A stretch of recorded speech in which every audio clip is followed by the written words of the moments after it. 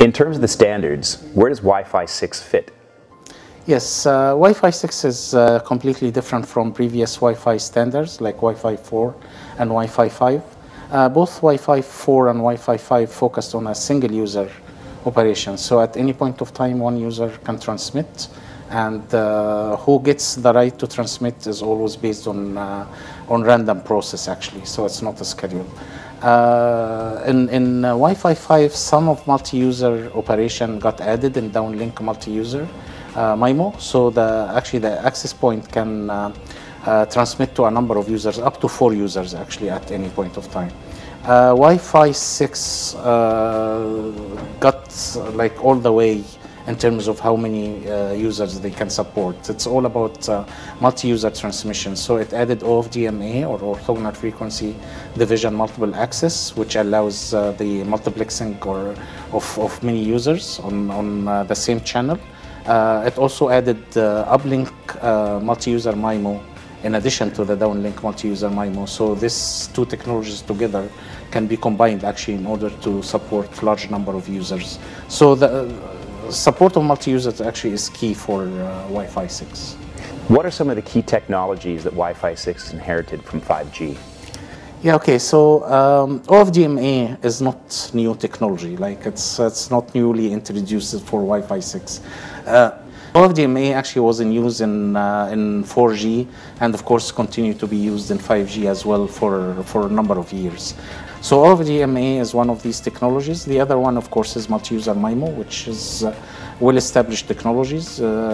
It got deployed in 5G, and Wi-Fi 6 actually extended its operation to include uplink and downlink. That's, of course, a major difference from Wi-Fi 5. So Huawei is a recognized leader in terms of 5G. What's their contribution, though, in Wi-Fi?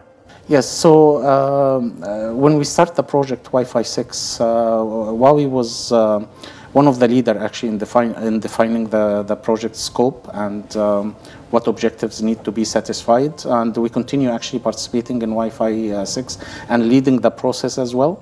So we have about 240 submissions actually to the committee working on Wi-Fi 6. And these submissions actually cover all aspects of the standards, like OFDMA. It covers special reuse, it covers extended range, so it covers many aspects of the standards. And many of these proposals actually found its way into the draft standard as well. So Huawei actually has very significant contribution during the development of Wi-Fi 6 standard. So how does that contribution help position Huawei in terms of implementation? Oh, Huawei, in terms of implementation, of course, Huawei products is going to adhere to standard Wi-Fi 6 anyway, and of course, in order to allow interoperability with other equipment as well. But Huawei actually, and due to the heavy 5G research, we also add Huawei-specific improvements as well. Just a few examples. One of them, of course, is smart antenna, where it actually allows the coverage of 100% coverage, so there's no blind spots. And having 100% coverage improve the delay.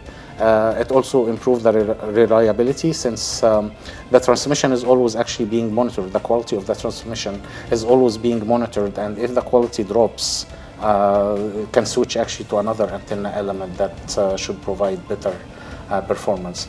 Another thing actually is the lossless roaming or handoff. So basically, Huawei implement the make before break. So if a client is walking between access points, and before it deassociate with the current access point, it actually establishes the connection with the next access point, so it doesn't suffer any drop in the performance. So what's next then in terms of Wi-Fi 6 in the future? Oh, so Wi-Fi 6 actually is very important because, as I mentioned, it's different from Wi-Fi 5, and it's going to be the foundation for any future development. Wi-Fi 6 cover number of channel bandwidths like 20, 40, 80, and 160. Because of the availability of new spectrum and the expected availability of a big spectrum, actually, people are thinking of even going to a higher channel bandwidths, and 320 megahertz is being discussed actually in at the IEEE 822.11 working group.